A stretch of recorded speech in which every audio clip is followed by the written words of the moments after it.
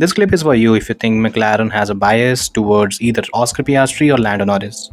Now, the last few races have seen both fan bases claim that there's a bias towards one driver or the other. After the race in Hungary, we had the Oscar Piastri fan base claim that Lando Norris was given preferential treatment because, well, he had the better strategy apparently.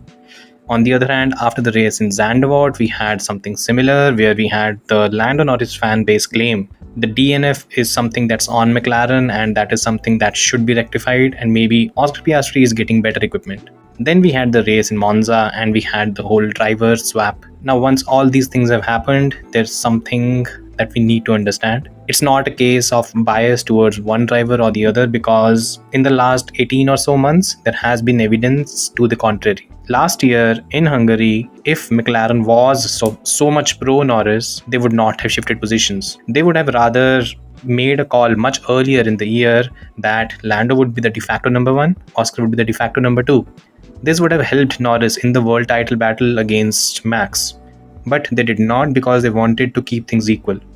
On the other hand, if McLaren was so pro Oscar Piastri, then in Melbourne they would not have stopped Oscar from overtaking Lando early in the race because they wanted to not take too many risks. Or they would not have focused on developing a solution for Lando Norris because he was not feeling the front of the car. The reality is, at the end of the day, we have to commend what McLaren is doing. They're trying to keep the battle as fair as possible. Sometimes it gets a bit too middling.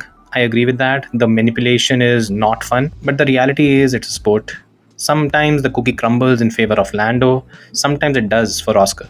It could go either way, and if McLaren truly wanted to pick one driver or the other, they would have employed much more insidious tactics to help one driver gain the advantage over the other.